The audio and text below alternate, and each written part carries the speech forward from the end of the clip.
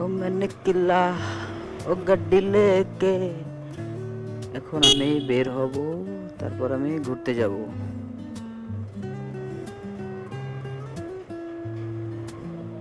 ওয়ালাইকুম আসসালাম। আচ্ছা, সর্বপ্রথম কাজ হলো গিয়ে এখন আমার টাকা উঠাইতে হবে। এই পেয়েছি পেয়েছি পেয়ে গিয়েছি। এখন আমরা যেতে হবে ওপারে। গাড়িটার ড্যাশবোর্ড দেখছেন কি পরিমাণ নোংরা হয়ে রয়েছে। আজকে মেনলি বাসা থেকে বের হয়েছি গরমের মধ্যে, আর একটু মেকআপ করাবো।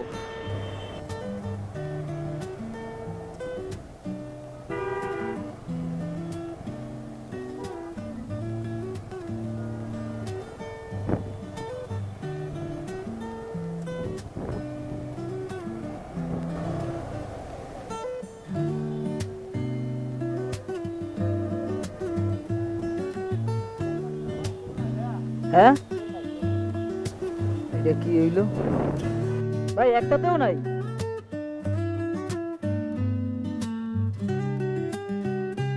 আসছিলাম এইখানে তেল নেওয়ার জন্য, কিন্তু মহামান্য ভাইয়ারা বলতে আছে তাদের নাকি এইখানে তেল নাই। তো যখন বাসা থেকে বের হইছি আমি তেল ভরার জন্য, আমি তো অবশ্যই অবশ্যই অবশ্যই তেল ভরেই বাসায় যাব। এখন যাচ্ছি হলো আপনার ট্রাস্ট ফিলিং স্টেশনে, ট্রাস্ট দিয়ে তেল ভরতে। এটা হইল গিয়া মহাখালী। দেখি এখান থেকে আমাকে এখন তেল দেয় কিনা।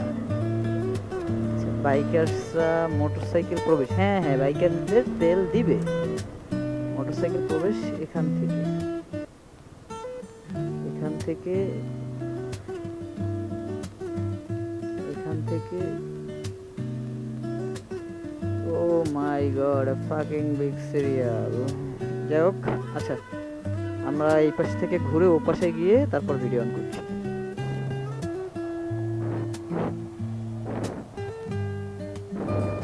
ফুল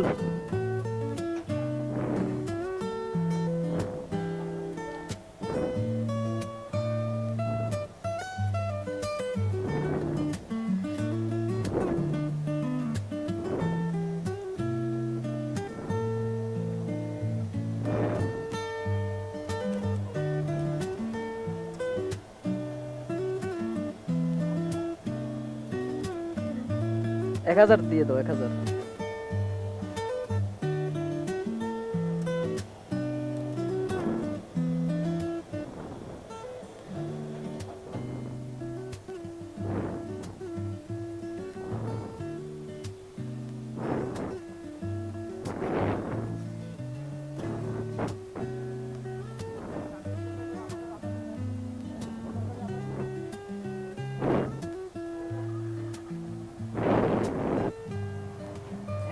টাকা দিলে আমার ট্যাঙ্কি ফুল।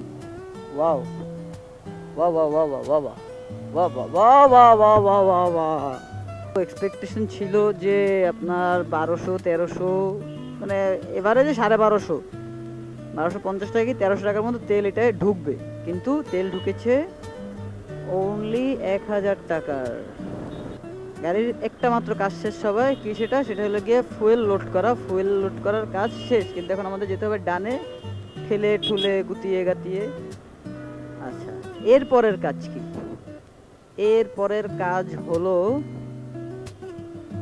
এইটা, মানে গাড়ি রেখে দিলে অনেকদিন এক জায়গায়, এটা চাকার দিয়ে হাওয়া কমে যায়। আর কয়েকদিন আগে আমার এটার পিছনের নজলটা পাল্টাইছিলাম, তখন দেখছি এটার ভিতরে যে জেলটা পিছনের চাকার, সেটা পুরোপুরি শুকিয়ে রয়েছে। তো এখন করণীয় হলো গিয়ে আমি এই পিছনের টায়ারটাকে খোলাবো। খোলানোর পরে এইটাকে ওয়াশ করাবো, নতুন জেল ইনজেক্ট করাবো, তারপর এটা আমি রেখে দিব, যাতে যদি কোনো ইমার্জেন্সিতেও আমার যদি এটা নিয়ে বের হইতে হয়, আমার জন্য কোনো প্রকার হ্যাসেলের সম্মুখীন হতে না হয়।